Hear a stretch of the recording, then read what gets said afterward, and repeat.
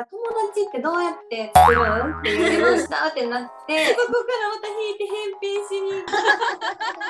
サワディーカー。太鼓のゆうです。ようこです。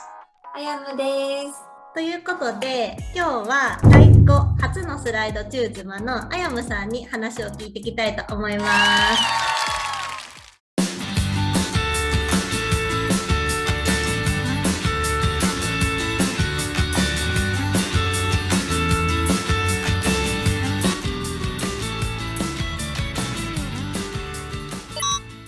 じゃあ、あやむさん、ちょっと軽く自己紹介お願いします。はい。はじめまして、2021年の4月から、タイのバンコクに来ているんですけれども、私はスライド中妻で、その前はマレーシアに住んでました。3年と少しマレーシアで住んでからスライドで4月にタイに来ました。よろしくお願いします。あやむさんにどんどん聞いていきたいと思います。まず、マレーシアの時にスライドがあるってことはもうすでに知ってたの？その時は全然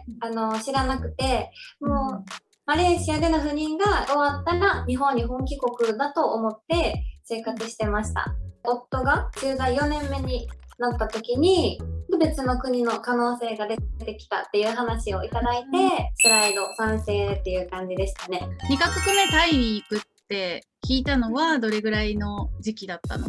去年かな、去年の半ばくらいから話は出ていたんですけども、やっぱコロナとかで結局具体的な話が出ないままずるずると時間が経っていて、タイに行くかもしれないねのまま結局どうなのってずっと思いながら過ごしていたら2月にじゃあ4月頃目標でっていう話だったんですよね。タイトな予定で駆け足で駆け抜けましたね。タイって聞いて第一印象はどんな感じだった？そうですね、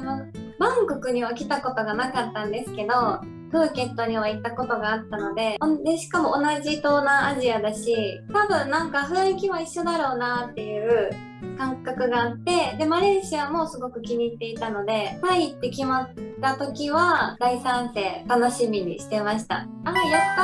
ー、またドリアン食べれるみたいな。明るいあやまさんではあるんだけど、1カ国目でその中妻の暗黒期みたいなのはあった？暗黒期はありましたね。息子が8ヶ月の時に、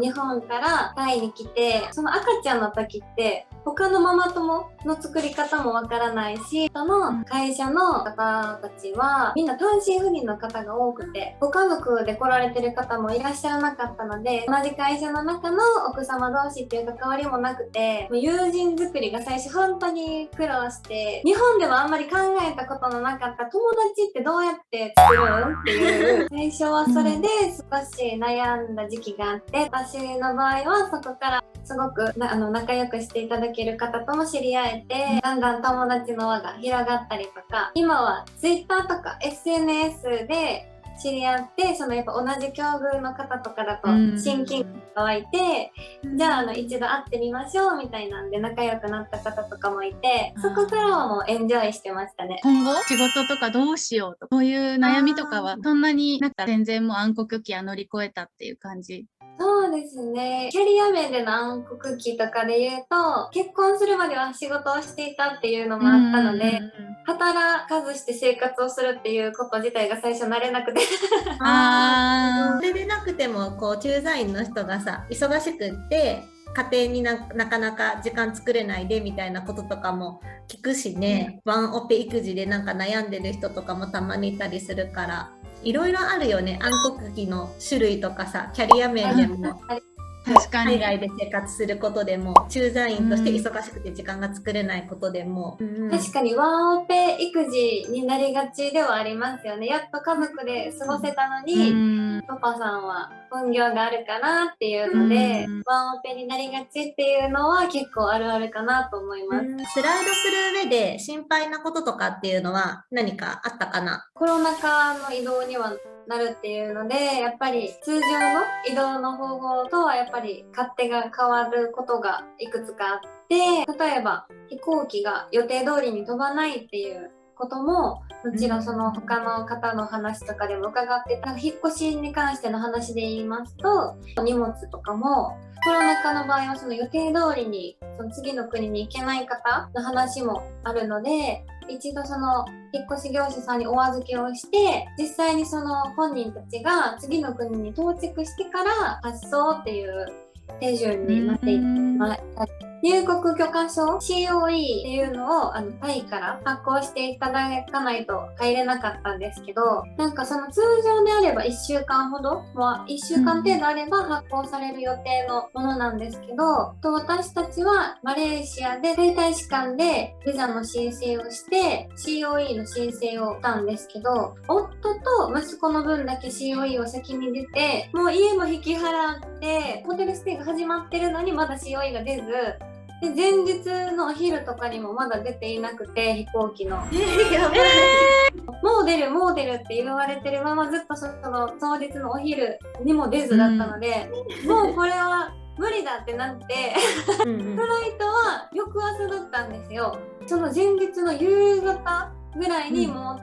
夫から電話でもう多分無理やと思うっていう話が来てて、もうしょうがないねって言って、もう大変やけどじゃあ次の便で行こうみたいな話をしてたら、もうポンと入ったらしくて、前日の夕方に出ましたってなって、じゃあ明日の朝飛ぶからって言われてすごいギリギリ、まだまたヒヤヒヤしましたね。ただでさえ日本から海外に行くのも大変だし、海外から他の海外行ってっていうだけでも大変なのに、もうコロナ禍のせいで、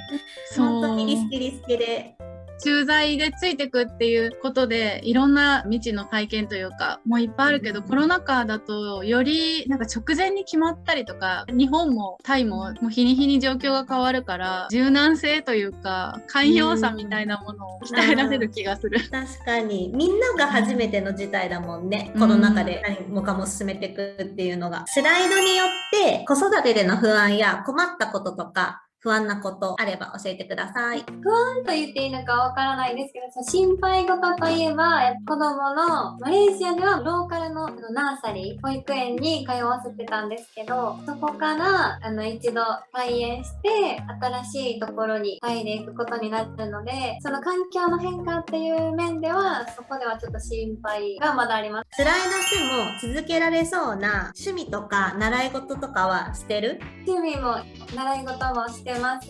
マレーシアで韓国のアイドルにハマって、ここからもう趣味で韓国語を始め、韓国のドラマもハマって、オンラインの授業を受けたりとか続けてます。あやまさんは誰推しなの？そう気になる。ペンタゴンフイっていうリーダーの人が一番大好きで、ペンタゴン大好きでーす。ペンタゴンのファンはここへ。最初は記号にしか見えなかったんですけど、ハングルも今は解読が本当は記号にしか見えないんですけどこれも解読するみたいに楽しくなるんじゃないかなと思ってポチポチやり始めてます。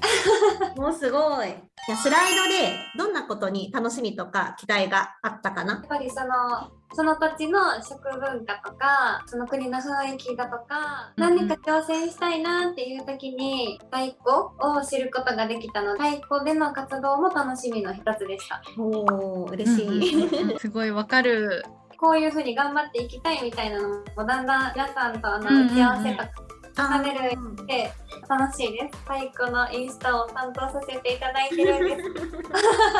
マレーシアとタイで生活とか文化の違いあったら具体的に教えてください。結構似てるようで違うなって思うことはちょくちょくあるんですけど、例えばマレーシアだったら電線がこう地中を張ってる感じなんですけど、タイが結構電柱にぐるぐる電線が巻きついてたり、こうブラーンってすごいなんかもうどこに繋がってる線ですかみたいな、なんかぶら下がってたりとかして、でそこをこうリスがこう駆け回るみたいな。マレーシア地中化してるんだ。そうなんですよ。意外とすっきりしてるかなっていうのに、こうタイに違がつきました。その時はあんまり意識してなかったんですけど、うーん。あとは売宅、私はまだ怖くて利用ができてないんですよ。マレーシアは基本グラブタクシーが多くて、流しのタクシーよりもみんなもグラブが普及してたのでグラブタクシーで利用してたんですけど、もう皆さんこう気軽に売宅を使われてて、いろんな国の方が売宅に乗ってる方ってノーヘルなのですごいねドキドキします。女性とかはドライバーさんに捕まるとかじゃなくてこう横向きに乗ってらっしゃる方とかもいて、すごいカルチャーショックでしたね。あとはチップ文化ですかね。なんかマレーシアチップありそうなのに、やっぱりちょっとたまに渡したりとかはあるんですけど、チップが当たり前になってるほどではなかったので、どのタイミングで渡すのかとか、どういう時に渡す、こういう人には渡すけどこういう人には渡さないみたいな、そういうのが全然まだ分かってないですね。聞いたのはマッサージとか受けて、支払いとは別に施術してくださった方に20パーツずつぐらいを渡すとか、そういう使い方なんだとかは知りました。マレーシアも売宅ありそうなイメージだし、同じ味であれも違うんだなってびっくりした、逆に。トゥクトゥクはタイだけですか？トゥクトゥクもタイだけですね。そうなの？そうなんだ。トゥクトゥクは個人的にはすごい楽しいし、子供もすごい最初喜んでたんですけど、ほんと近い距離だったらいいんですけど、こけたらどうなるだろうっていう恐怖があまだ怖くて、まだ流しのトゥクトゥクとかにはまだ乗れてないですね。でも個人的には好きです。楽しいなって、風を感じれるんで。アジアにいるなって感じするよね。いや本当に楽しいです。タイに来て驚いたことの中に日本語が通じるサービスがすごい多くて、タイに来た時に日本の不動産、完全日系の不動産で日本語で内覧できたっていうのが本当に衝撃でした。なんか日系のレンタカーサービスがあったりだとか、すごい充実してるなと思って、日本人の数でいくとマレーシアの倍以上タイはいらっしゃるそうなので、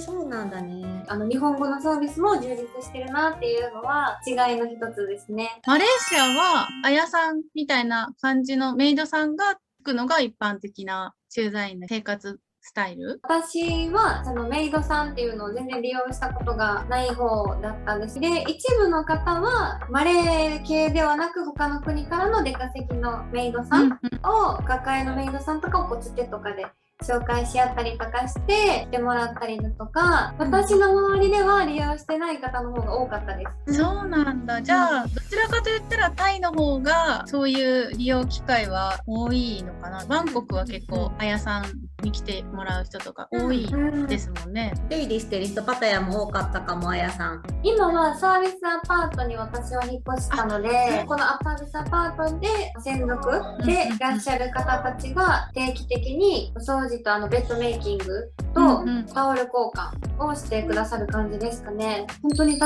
かってます。メイドさんとかドライバーさんの文化みたいなのも本当新鮮でしたね。最後に他のスライドチューズマさんにあやむさんからアドバイスがあればお願いします。スライドチューズマさんに私からアドバイスしたいことは、荷物をスライド前に見直して断捨離を絶対することと、スーツケースとかトラベル用品のメンテナンスは絶対にしといた方がいいと思います。というのも、我が家がですね、出国の前々日、その移動の最中でスーツケースが破損しちゃったんですよ。下部分、コロコロの部分大事。もう一番